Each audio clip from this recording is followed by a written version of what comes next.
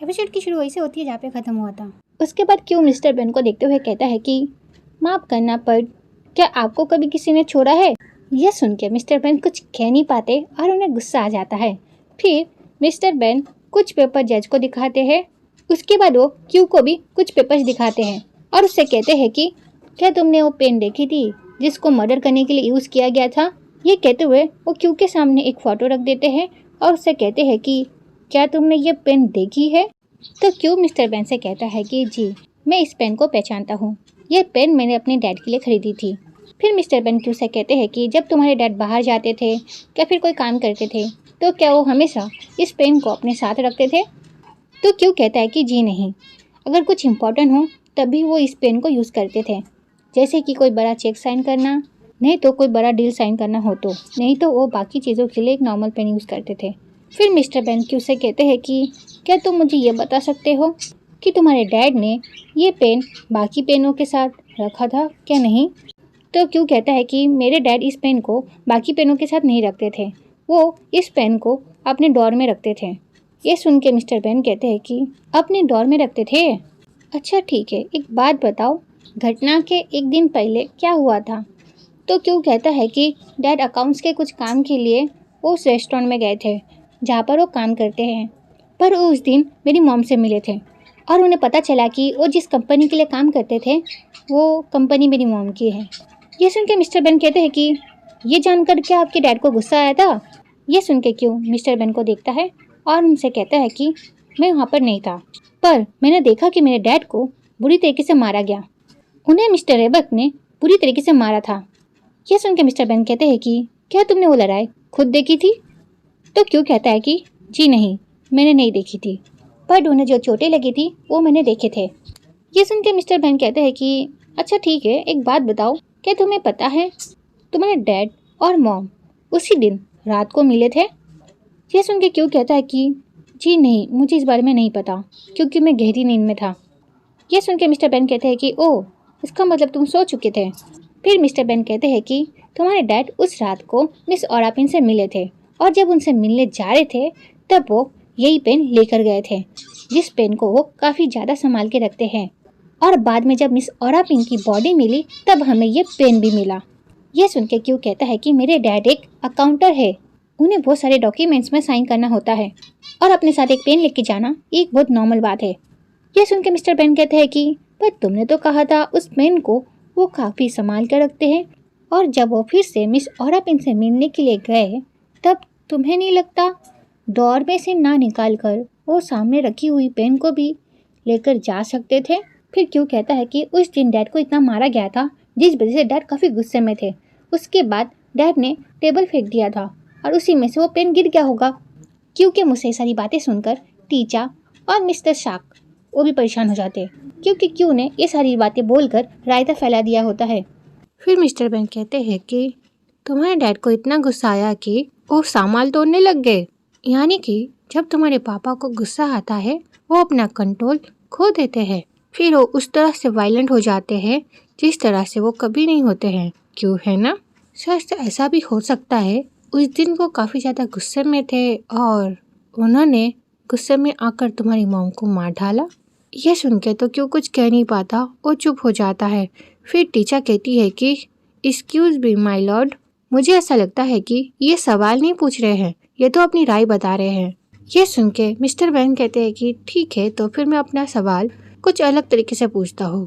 फिर वो क्यू से कहते हैं कि क्या ये संभव है कि तुम्हारे पापा इतने गुस्से में हो कि वो तुम्हारी मॉम को धमकाए, क्या फिर उनका खून कर दे?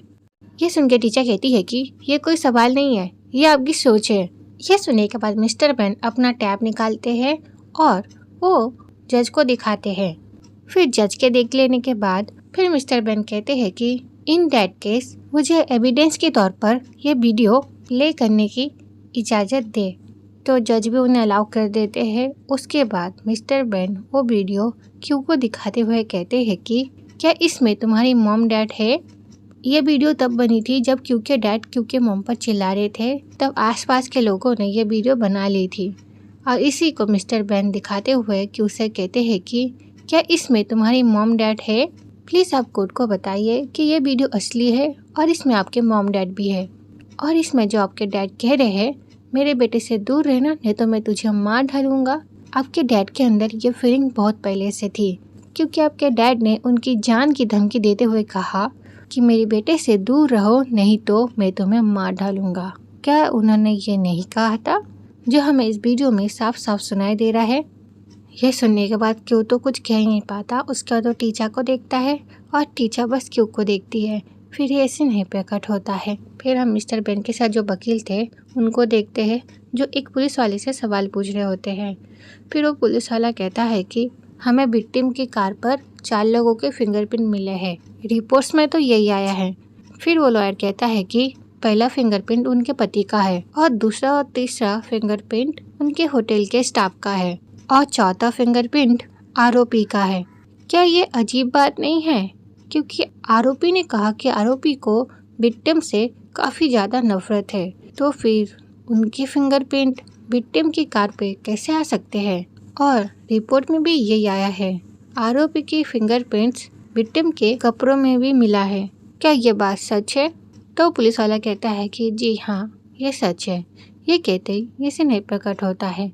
फिर हम टीचा को देखते हैं, जो उस पुलिस वाले से सवाल पूछ रही होती है। टीचा उनसे कहती है कि मैंने सुना है कि केस के पिछले इंचार्ज लॉयर ने विक्टिम के सर में जो चोट लगी है इस चीज़ की जांच करने के लिए कहा था। क्या ये बात सच है? यह सुनकर पुलिस वाला कहता है कि जी हाँ, ये सच है। हमने ये ऑलरेडी जांच करके लॉयर को डॉक्यूमेंट भेज दी है। यह सुनकर टीचर कहती है कि क्या लॉयर ने वो सबमिट किया है, क्योंकि मुझे तो अब तक मिली नहीं। यह सुनकर तो इस लॉयर का मुंह बन जाता है। यह सुनकर मिस्टर बेन और उनके लॉयर्स कुछ कह नहीं पाते। फिर टीचर कहती है कि अच्छा छोड़ो, क्या आपको ये याद है सेकेंड इन्वेस्टिगेटर से एडिशनल प्रूफ्स क्या है? यह सुनकर वो कहता है कि हाँ, मुझे याद है, हमें विक्टिम के सर से कुछ कांच के टुकड़े मिले हैं। हम भी इन्हें देखकर काफ़ी हैरान थे। Hello my YouTube family, thank you so much कि आप लोग मुझे इतना सपोर्ट करते हो। आज सॉरी कि वीडियो के बीच में बोल रही हूँ, बट ये बात बोलनी ज़रूरी है क्योंकि मैं कुछ दिन वीडियो नहीं छोड़ने वाली। और इसका रीज़न ये है कि मेरे बोर्ड्स आ गए हैं, 12 के फाइनल एग्ज़ाम्स काफ़ी जल्दी आ गए। सच कहूँ तो टाइम का पता ही नहीं चला। तो जब तक मेरे फाइनल एग्ज़ाम्स ख़त्म नहीं हो जाते तब तक मैं वीडियोस नहीं बना पाऊँगी, बट तब तक आप लोग शॉर्ट वीडियो देखकर एंजॉय कर सकते हो। आप लोग उन वीडियोस को भी काफ़ी प्यार देना। Okay, let's start this video. यह सुन के टीचर कहती है कि और वो कहाँ से आए हैं, क्योंकि कांच की विंडो तो टूटी नहीं थी, और अगर वो टूटी भी होती तो वो घाव पैदा करने के लिए काफ़ी नहीं थे। क्या क्राइम सीन पर कांच के टुकड़े थे? यह सुन के वो कहता है कि जी नहीं मैम, वहाँ पर नहीं थे। हमें क्राइम सीन पर कहीं भी कांच के टुकड़े नहीं मिले थे। यह सुन के टीचर कहती है कि क्या आपको लॉयर ने और भी ज़्यादा इन्वेस्टिगेट करने के लिए नहीं कहा था, क्योंकि ऐसी बातों को तो अनदेखा नहीं किया जा सकता। ये सारी बातें सुन के तो बाकी लॉयर्स के पसीने छूट रहे होते हैं। फिर टीचर कहती है कि और ये भी तो हो सकता है कि विक्टिम के सर में जो चोट लगी है इसी के कारण उनकी मौत हुई हो, जिस बारे में अभी तक हमें पता ना चली हो। फिर टीचर कहती है कि मैं प्लेंटिफ की वकील से दूसरी पोस्टमार्टम रिपोर्ट कोर्ट में पेश करने की रिक्वेस्ट करती हूँ। फिर ये सीन ही प्रकट होता है। फिर हम देखते हैं रेबक को, जो काफ़ी ज़्यादा गुस्से में होता है। फिर मिस्टर बेन रेबक से कहते हैं कि बेहतर होगा कि पूरा सच बताने से बात की शुरुआत की जाए। क्या आप जानते थे मिस ओरापिन के सर पर कांच मारा गया था? ये सुन के रेबक कुछ कहता नहीं है, बस अपना मुंह फुलाकर बैठा रहता है। फिर साक्षर रेबक से कहते हैं कि मिस ओरापिन के साथ क्या हुआ था, आप सच सच बताइए। यह सुन के रेबक गुस्सा हो जाता है और वो कहता है कि ये सब मुझे बताने की कोई जरूरत नहीं है, तुम्हारा काम है कि तुम ये केस मुझे जिता कर दो, तो तुम वही करो। फिर मिस्टर बेन कहते हैं कि अगर हमारा क्लाइंट निर्दोष हो तो तभी केस जीतना हमारा काम है, और इसके बदले अगर हमारा क्लाइंट दोषी है तो हमारा काम होता है कि उन्हें हम उचित सजा दिलाएं। यही हमारी लॉ बोलती है। फिर साक्षर कहते हैं कि अगर आप हमें सारी बात सच सच नहीं बताएंगे तो हमें समझ में नहीं आएगा कि हम आपको इस केस से कैसे निकालें। ये सारी बातें सुनकर भी वो चुप रहता है, वो कुछ कहता नहीं। फिर साक्षर कहते हैं कि देखिए, आप शायद समझ नहीं रहे हैं, पर आपकी चुप्पी इस केस को काफ़ी कॉम्प्लिकेटेड कर सकती है। यह सुन के रेबक को गुस्सा आ जाता है और वो साक्षर का कॉलर पकड़ लेता है और वो कहता है कि उठ साले, तू जानता भी है मैंने रोसे हार्वे को कितने पैसे दिए हैं? हाँ, फिर साक्षर कहते हैं कि देखिए सर, आप मेरा कॉलर छोड़िए। फिर रेबक कहता है कि मैंने लाख रुपए दिए हैं, समझ रहा है? इतने पैसे मैंने केस हारने के लिए नहीं दिए हैं तुम लोगों को। समझ में आ रहा है तुझे मैं क्या कह रहा हूँ? हाँ। फिर मिस्टर बेन रेबक से कहते हैं कि सर शांत हो जाइए, प्लीज़ शांत हो जाइए। देखिए, हम कोई राय नहीं बनाना चाहते आपके लिए, बट मुझे पसंद नहीं कि कोर्ट में अचानक बातें सामने आ जाए। फिर क्योंकि स्टेपडैड गुस्से में कहते हैं कि ये बहुत बोलता है। ये कहते हुए वो साक्षर को छोड़ देता है। फिर मिस्टर बेन कहते हैं कि आप अभी बताइए मिस ओरापिन की मौत कैसे हुई। यह सुन के क्योंकि स्टेपडैड गुस्सा हो जाते हैं और वो कहते हैं कि तुम लोग क्या जानना चाहते हो? हाँ। फिर मिस्टर बेन कहते हैं कि मुझे बस सच्चाई जाननी है, मुझे बस जानना है कि उन्हें किसने मारा और किस लिए मारा। यह सुन के क्योंकि स्टेपडैड गुस्से में कहते हैं कि मैंने मारा है उसे। यह सुन के मिस्टर बेन और साक्षर दोनों शॉक हो जाते हैं। फिर साक्षर कहते हैं कि इसका मतलब तुमने अपनी बीबी का खून किया है। फिर क्योंकि स्टेपडैड गुस्से में कहते हैं कि हाँ, मैंने मारा है उसे, क्योंकि उसने मुझे धोखा दिया और इसलिए मैं उसे सबक सिखाना चाहता था, पर वो मर गई। फिर वो कहते हैं कि बस हो गया क्या? फिर और भी कुछ जानना चाहते हो तुम लोग? ये सुन के तो मिस्टर बेन और साक्षर शॉक हो जाते हैं और वो कुछ कह नहीं पाते। फिर क्योंकि स्टेपडैड कहते हैं कि अब बताओ मुझे, तुम लोग मुझे बचाने के लिए क्या कर सकते हो? यह सुन के मिस्टर बेन और साक्षर कुछ कह नहीं पाते। तो क्योंकि स्टेपडैड कहते हैं कि अगर मैं ये केस हार गया तो मैं तुम लोगों को कभी नहीं छोड़ूंगा। ये कहकर वो गुस्से में वहाँ से चले जाते हैं। उनके वहाँ से जाने के बाद साक्षर मिस्टर बेन से कहते हैं कि ये आदमी मुझे ठीक नहीं लग रहा बेन सर। ये कहते ही ये सीन यहीं पे कट होता है। फिर नेक्स्ट सीन में हम मिस्टर बेन को उनके केबिन में देखते हैं साक्षर के साथ। फिर साक्षर मिस्टर बेन से कहते हैं कि मैंने बहुत सोच समझकर एक फैसला लिया है, मैं इस रेबक ग्रुप से अपना नाम हमेशा के लिए मिटाना चाहता हूँ। यह सुन के मिस्टर बेन उन्हें कुछ कहते नहीं, वो अपनी जगह में जाकर बैठ जाते हैं। फिर साक्षर मिस्टर बेन से कहते हैं कि दरअसल बात यह है कि मैंने रेबक ग्रुप के बारे में और भी बहुत कुछ पता किया है सर। वहाँ पर ऊपर से करप्शन फैला हुआ है सर, और सच कहूँ तो मैं और खुद को और खतरे में नहीं डालना चाहता हूँ। साक्षर की बातें सुन के मिस्टर बेन कहते हैं कि ठीक है, मैं तुम्हारी बात मिस्टर रॉस के सामने रख दूंगा। यह सुन के साक्षर मिस्टर बेन से कहते हैं कि आप मिस्टर रॉस से कह दीजिए कि हम उसका ये केस नहीं हैंडल कर सकते और इसी में हमारी भलाई है सर। यह सुन के मिस्टर बेन साक्षर को देखने लग जाते हैं, पर उन्हें कुछ कहते नहीं। फिर ये सीन यहीं पे कट होता है। फिर हम मिस्टर बेन को एक रेस्टोरेंट में बैठे हुए देखते हैं। फिर वहाँ पर कैमलिया आती है और वो मिस्टर बेन से कहती है कि मैंने साक्षर के बारे में सुना। फिर मिस्टर बेन कहते हैं कि अगर तुम भी इस केस से हटना चाहती हो तो मुझे इससे कोई एतराज़ नहीं। ये सुन के कैमलिया मिस्टर बेन से कहती है कि और आप सर, क्या आप अभी भी इस केस को लड़ने वाले हैं? यह सुन के मिस्टर बेन कहते हैं कि मैंने अभी तक इस बारे में ठीक से सोचा नहीं। फिर कैमलिया मिस्टर बेन से कहती है कि क्या आपने मिस्टर रॉस को सारी बातें बता दी? तो मिस्टर बेन कहते हैं कि हाँ, मैंने बता दी उन्हें। यह सुन के कैमलिया शॉक हो जाती है और वो कहती है कि क्या आपने बता दी? और वो फिर भी चाहते हैं कि हम उनका ये केस लड़े? तो मिस्टर बेन कहते हैं कि हाँ। तो मिस्टर बेन कैमलिया से कहते हैं कि मुझे ऐसा लगता है कि कैमलिया, तुम्हें इस केस से विड्रॉ कर लेना चाहिए। तुम जल्दी पार्टनर बनने वाली हो, तुम्हें इस केस में इन्वॉल्व नहीं होना चाहिए, इससे तुम्हारी इमेज खराब हो सकती है। मिस्टर बेन की सारी बातें सुन के कैमलिया कहती है कि क्या आप मेरे बिना ही इस केस में आगे काम करेंगे? फिर मिस्टर बेन कहते हैं कि मैं अपने क्लाइंट को यूं ही नहीं छोड़ता, चाहे वो दोषी हो या फिर ना हो। हम लॉयर्स की ड्यूटी ये है कि हम जितना बेस दे सके उतना दे। फिर मिस्टर बेन कहते हैं कि और सबसे ज़रूरी बात, मुझे मेरी बेटी को आगे सपोर्ट करना है, मेरे पास इस केस को लेने के अलावा कोई और चॉइस भी नहीं है। यह सुन के कैमलिया को मिस्टर बेन के लिए बुरा तो लगता है, पर वो कुछ कर भी नहीं सकती। फिर कैमलिया मिस्टर बेन को सांत्वना देने की कोशिश करती है, पर वो रुक जाती है। फिर ये सीन यहीं पे कट होता है। फिर हम क्यू को देखते हैं उसी क्राइम सीन के पास जहाँ पे उसकी मॉम का खून हुआ था। फिर वहाँ पर टीचर आती है। टीचर को देखकर वहाँ पर क्यू शॉक हो जाता है। फिर टीचर क्यू से कहती है कि मैं जानती थी तुम यहाँ पर ज़रूर आओगे। फिर क्यू टीचर से कहता है कि जैक ने कहा था कि यहाँ पर कुछ सबूत है, और तो और वो यहाँ पर आकर कुछ ढूंढ भी रहा था। मुझे ऐसा लगता है कि यहाँ पर ज़रूर ऐसा कुछ है जो फॉरेंसिक टीम ने नोटिस नहीं किया। ये सुन के टीचर वहाँ पर देखने लग जाती है। फिर क्यू कहता है कि शायद वो यहाँ पर ना हो, कहीं और हो, यहाँ से थोड़ा दूर। फिर क्यू टीचर से कहता है कि हमें इसके आसपास वाली जगहों को ठीक से देखना होगा, और उस जगह भी जहाँ पर जैक ढूंढ रहा था। यह सुन के टीचर कहती है कि ठीक है, तुम उस जगह जाकर ढूंढो और मैं इस जगह जाकर ढूंढती हूँ। ये कह के टीचर वहाँ से जा ही रही होती है। इसी बीच क्यू टीचर से कहता है कि टीचर, तो टीचर कहती है कि हाँ। तो क्यू कहता है अपना ख्याल रखना और ज़रा संभाल के ढूंढना। तो टीचर कहती है कि ठीक है, और तुम भी अपना ख्याल रखना। तो क्यू कहता है कि ठीक है। फिर टीचर और क्यू ढूंढने लग जाते हैं। फिर टीचा सबूत ढूंढते हुए कहती है कि जैक ऐसा क्या ढूंढ रहा होगा, ऐसा क्या सबूत होगा जिससे क्यू के स्टेप डैड को गुनहगार साबित किया जा सकता है। ये कहते हुए टीचा ढूंढ रही होती है और इसी बीच उसे उसकी मॉम का कॉल आ जाता है। तो टीचा अपनी मॉम का कॉल उठाती है और उनसे कहती है कि हाँ मॉम, क्या हुआ। फिर टीचा की मॉम टीचा से कहती है कि यहाँ पर कोई तुम्हारे बारे में मुझसे पूछ रहा है। टीचा, मैंने कह तो दिया मुझे पता नहीं, पर फिर भी वो मेरा पीछा कर रहा है। टीचा, तुमने फिर से कुछ गड़बड़ कर दी है क्या? ये आदमी मेरे पीछे क्यों आ रहा है? हाँ। ये सुन के टीचा शॉक हो जाती है और अपनी मॉम से कहती है कि क्या मॉम, कोई आपका पीछा कर रहा है? फिर टीचा अपनी मॉम से कहती है कि सुनो मॉम, आप होटल में जाकर रहो और वहाँ से कहीं मत जाना, ठीक है?